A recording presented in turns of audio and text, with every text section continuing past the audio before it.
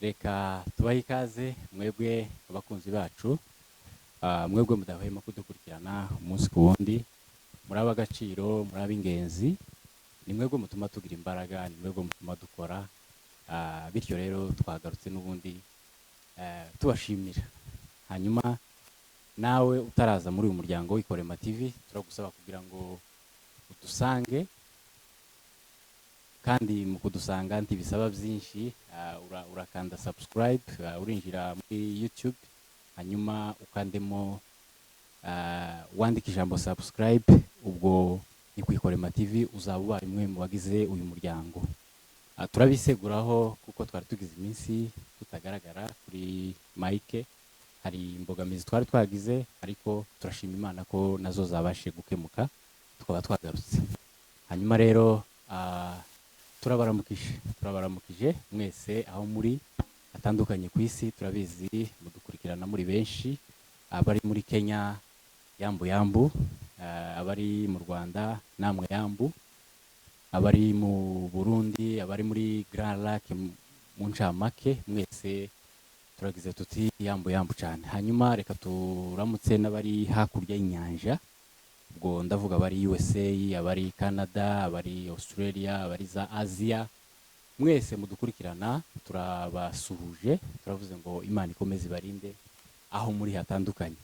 Reka dusabe umuntu utaradushigikira, by'ukuri twari twabivuze ngwino, ntayibisaba ibintu byinshi, uradushigikira ukanda subscribe kugira ngo dukomeze twaguke, uzaba ugize neza kandi uzaba uduhaye umugisha. Hanyuma rero nk'ibisanzwe twagarutse, ni muri ya gahunda twihaye yo kugira ngo dukomeze twibukanye amakuru y'iwacu, dukomeze twibukanye iby'iwacu, cyane ko twatataniye hirya no hino ku isi, yewe hari n'abavukiye muri ibi bihugu, hari abandi baje ari batoya, hari n'abandi baje ari bakuru ariko bamaze kwibagirwa umuco w'iwacu, ariko twifuje ko muri bikeya tuzi, ntabwo turi abahanga umuco wa kinyamurenge, ariko bikeya tuzi twifuje ko twabisangira na benshi cyangwa se bakeya bashobora kuba barabyibagiwe. Mu by'ukuri baravuze ngo uwibagiwe yaragize gute, ngira ngo ni mu byanditswe, ndavuga Bibiliya niyo ibivuga, mureke ntitukibagirwe iwacu nubwo turi hirya no hino ku isi, twahuriye n'imico itandukanye y'abene igihugu twagiye dusanga mu bihugu bya ba nyirabyo, ariko ntitukibagirwe iwacu. Kwibagirwa iwanyu niko kwiyibagirwa wowe ubwawe. Rero tugerageze, ubwo ndabwira ababyeyi bahaye babyara, bahaye barera, tugerageze twigisha abana bacu, dutoza abana bacu umuco wa kinyamurenge. Umuco wa kinyamurenge ni umuco mwiza, ni umuco utagayitse, ni umuco uzira ico, wari umuco mwiza, usibye ko urimo uragenda uhaye utakara, ariko birashoboka ko twawugarura kandi bigakunda, abantu babigizemo uruhare, ubwo ndavuga ababyeyi n'abarezi muri rusange. Rero bavandimwe, twaje rero kugira ngo n'ubundi dukomeze twibukanye bimwe na bimwe byagiye biranga umuco wacu wa kinyamurenge. Hanyuma rero ubushize twagiye tuvuga amagambo amwe yagiye atakara, ahubwo abantu bagatora ayandi yo mu bihugu twagiye dutataniramo, akaba ariyo basimbuza amagambo yacu yari meza y'ikinyamurenge. N'ubundi twagarutse twibukanya bimwe mu byagiye biranga cyangwa se bimwe mu byari bigize umuco wa kinyamurenge. Rero mu biwugize, kuko n'ubundi uracahari, turacafite iwacu kandi igihe kizagera dutahe. Hanyuma rero uyu munsi nagira ngo tuvuge ibintu bimwe na bimwe byaranze iwacu, rero biharangwa n'ubu ngubu. Reka mvuge kino kintu arico mperaho. Twari aborozi, n'ubu ngubu turi aborozi, abasigaye mu gihugu n'aborozi, nubwo twagiye duhura n'ibihe bigoye, amatungo yacu akanyagwa, ariko hariho abakiyafite makeya uko angana kose. Hari imvugo twakoreshaga, reka arico mperaho, iyo bamaraga gukama inka babyitaga guhaza. Babyitaga guhaza. Iyo umaze gukama inka ntuvuga ko umaze gukama inka, ahubwo uvuga guhaza, umaze guhaza inka. Ababyibuka niko byavugwaga, ntabwo bavugaga ko umaze gukama inka, ahubwo bavugaga ko umaze guhaza inka. Icya kabiri rero nashatse ko twibukanya ni ibijyanye n'amata. Iyo washakaga kumena amata cyangwa se birashoboka ko abantu banywaga amata, ndabyibuka neza cyane mu biraro, igihe cyarageraga mukagira amata menshi, rimwe na rimwe ntimuyashobore kuyanywa, bikaba ngombwa ko muyamena. Rero kumena amata ntabwo bavuga kumena amata, ahubwo bavuga kubuganiza amata. Yego, bavuga kubuganiza amata, ntabwo bavuga kumena amata. Ubwo niko bavugaga, ntabwo byitwa kumena amata, ahubwo byitwa kubuganiza amata. Hanyuma rero hari ikindi, iyo twakamaga inka cyangwa se iyo bakama inka n'amaboko yombi, ntabwo byitwa gukamisha amaboko yombi, gukama n'amaboko yombi, ahubwo byitwa kuvuruganya. Ni nk'uku nguku byakorwaga, ababizi barabizi, byitwa kuvuruganya. Iyo ukamisha inka amaboko yombi byitwa kuvuruganya, ntabwo byitwa gukamisha amaboko yombi, byitwa kuvuruganya. Uko niko bivugwa, uko niko umuco wa Kinyamurenge cyangwa se niko imvugo ya Kinyamurenge ibitegeka cyangwa se bivuga, byitwa kuvuruganya, ntabwo byitwa gukamisha amaboko yombi. Hanyuma rero hari ikindi n'ubundi mu bijyanye no gukama nabonaga, iyo wakamaga hanyuma inka ntizane ya mata ukamye ntazanemo ifuro, byitwaga cyangwa se byitwa agashekura. Ntabwo uvuga ko wakamye amata atari mu ifuro, ahubwo bavugaga ko wakamye agashekura. Agashekura ni amata wakamye atarimo ifuro, barabizi. Ndetse cyane cyane ndibuka abasaza hari n'igihe bagutonganyaga ngo kuhaye ukama agashekura, mbese ni nkaho utabaga uhaye ukama inka neza, kuko iteka iyo wakamaga inka neza, inka yarese neza, ukayika munsi ukayikama neza, byanze bikunze ayo mata yagombaga kuba afitemo ifuro. Rero iyo ifuro ritaje, byitwaga ko ayo mata wakamye ari agashekura. Yego, uko niko ayo mata yitwaga, amata atarimo ifuro, uhaye ukama amata ntazanemo ifuro. Ariko ubundi inka yarese neza, inka yarishije ikareta neza, yagombaga gukamwa amata akazamo ifuro. Ayo mata rero atarimo ifuro, ubundi uko niko yitwa agashekura. Bavuga ko wakamye amata y'agashekura.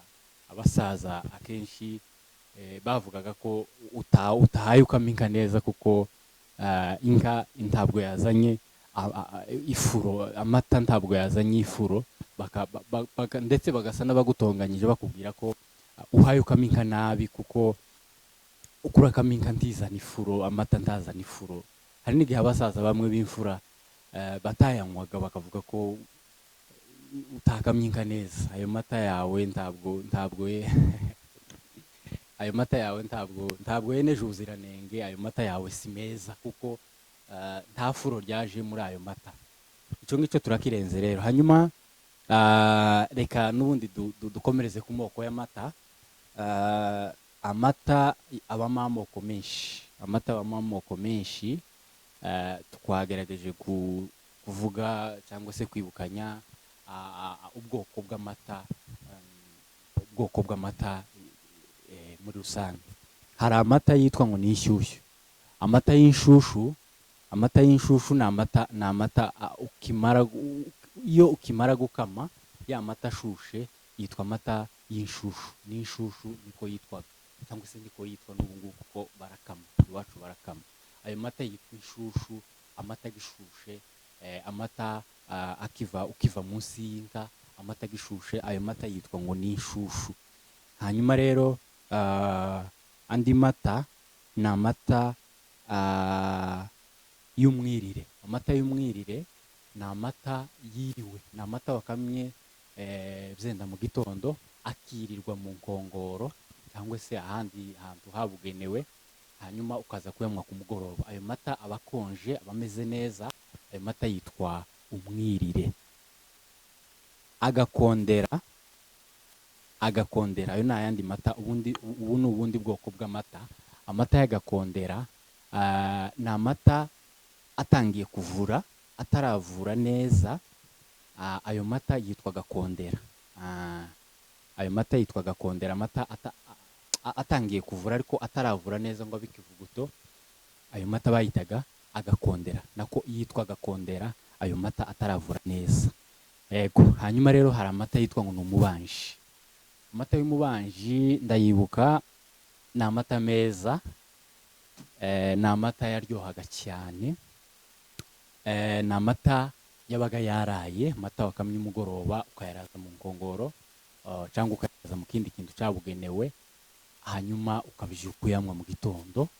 Ayo mata yararyohaga cyane, yabaga akonje akaryoha.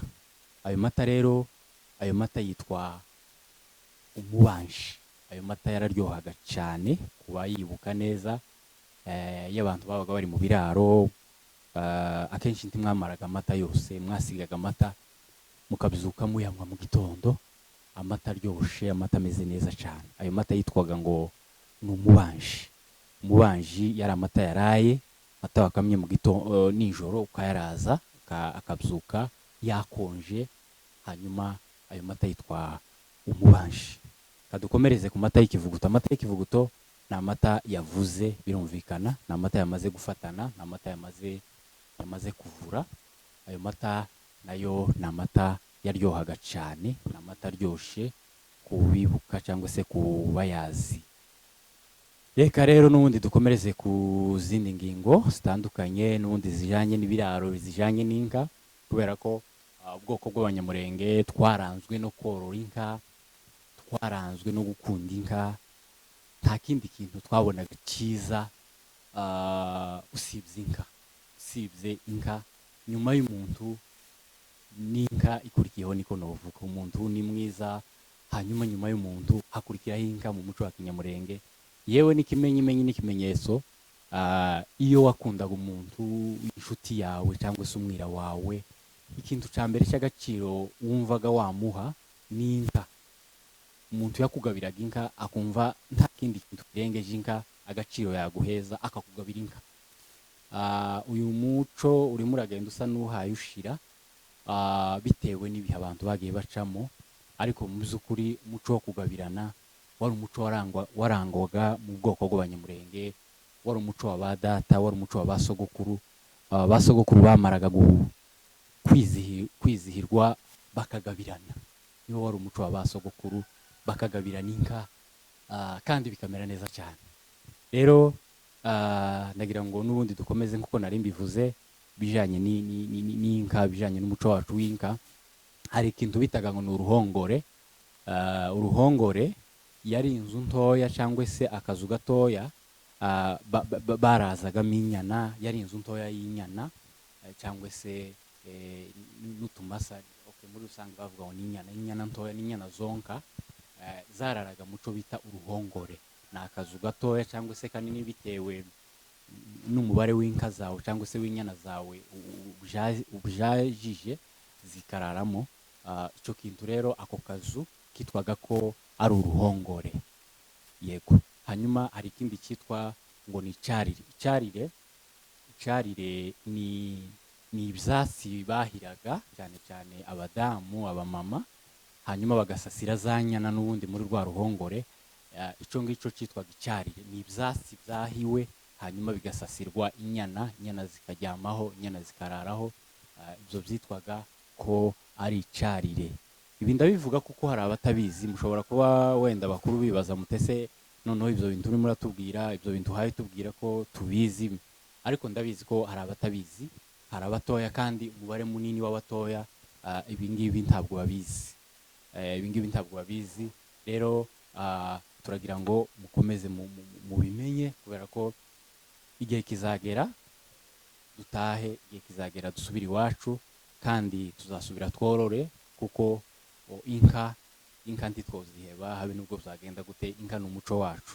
Rero icyarire nari mbabwiye ko ari ibyo byatsi byahirwaga, bikahirirwa inyana, hanyuma bigasasigwa inyana zikaryamaho, inyana zikamererwa neza. Hanyuma rero hari ikindi cyitwa ngo ni insobeko. Insobeko ni umugozi bakoresha bahambira inka igihe bashaka kwikama. Birashoboka ko wakama inka utayisobetse, kubera ko inka ziratandukanye. Hari inka z'amahoro cyane ushobora kwika munsi ukayikama utarinze kwisobeka. Ibyo ngibyo twarabibonye, izo nka zibaho cyane, ariko akenshi insobeko yakoreshwaga mu nka z'imitabu, cyangwa se hari inka zateraga imigeri cyane. Ibyo ngibyo abantu benshi barabizi, utashobora kwika munsi utayisobetse ngo uyikame wihaze neza utayisobetse. Bityo rero bigasaba ko wisobeka ukayihambira. Icyo rero bakoreshaga uwo mugozi rero wo guhambira inka kugira ngo uyike munsi ubashe kuyihaza, uwo mugozi witwa insobeko, niko uwo mugozi witwa. Hanyuma rero hari ikindi n'ubundi twakoreshaga iyo twashakaga gukama. Icyo bakoresha bakama iwacu, usibye ko ino mbona bakoresha ibindi bitandukanye n'ibyo twakoreshaga, twebwe twakoreshaga icyo bita ngo ni inkongoro. Icyo bakoreshaga bakama inka ni igiti kibajwe cy'umwobo. Hanyuma icyo ngicyo akaba ari cyo bakoresha bakama inka, byitwa icyo kintu cyitwa ngo ni inkongoro. Inkongoro yakamaga inka neza cyane. Amata y'inkongoro ni amata washize mu nkongoro ukayarazamo, ukabyuka ukuyemwa mu gitondo. Yabaga ari amata meza, yabaga ari amata aryoshye meza cyane. Ino mbona bakoresha ibijyanye sinzi uko babyita, mwanyibutsa muri komantere. Hari ibyo bakoresha mbona bakama inka by'ibyuma, sinzi amazina yabyo, ariko iwacu twakoreshaga inkongoro, iyo twakoreshaga dukama inka. Hanyuma rero n'ubundi izo nkongoro nazo zigiye zigira amakategori, cyangwa se zigiye zigira amoko y'inkongoro. Amoko y'inkongoro ndibuka hari icyo bitaga kadete. Akadete kari agakongoro gato katari kanini cyane, bakoreshaga akenshi bakama inka. Akadete ndumva sinzi ko mbashije kugasobanura neza. Ni inkongoro cyane cyane bakoreshaga bakama, kubera ko habaga inkongoro nini, habaga ibyo bita ngo ni imicengu. Akenshi igicengu ntibagikoreshaga bakama, ahubwo bagikoreshaga batereka amata mu ruhimbi, amata wakamishije inkongoro ya kadete. Yego. Hanyuma rero birashoboka ko nawe waba uzi andi moko y'inkongoro wayavuga hano muri komantere, kuko turimo tugenda dusangira n'abantu batakiyabibuka, bagenda bibagirwa umuco wacu wa Kinyamurenge. Ariko mu by'ukuri turagira ngo dufatikanye ababyeyi, imvugo yacu ya Kinyamurenge yohe gucika, twibukanye n'amakuru y'iwacu, uko ba data bari babayeho, uko ba sogokuru babayeho, imyitwarire n'imigenzereze ya Kinyamurenge, kubera ko uko tugenda twibagirwa iby'iwacu niko tugenda dutakara twebwe ubwacu, kubera ko identity yacu ni umuco wacu n'imvugo yacu. Uko tugenda rero dutakaza imvugo yacu y'Ikinyamurenge, uko tugenda dutakaza ibyari bituranze, komporutema z'umwana w'umunyamurenge, umwana w'umukobwa w'umunyamurenge ni gute yakuze, umwana w'umuhungu w'umunyamurenge yakuze gute. Twakuze twubaha ababyeyi, twakuze duca bugufi, ariko muri iki gihe birasa n'ibihaye bigenda bicika. Ubu nyine urahura n'umuntu yakuramutsa ntumusubize, nako ukamwihorera, kubera ko twagiye dufata indi mico y'abandi, kandi gufata imico y'abandi ukibagirwa iyawe, nari nivuze ko uhaye wibagirwa wowe ubwawe. Bavandimwe, murakoze cyane, reka twoye kubarambira, ahubwo duhinire ahangaha, noneho muduhangure n'ubundi tuzakomeza ubutaha, kubera ko ibi ngibi birakenewe cyane. Imana ibagirire neza.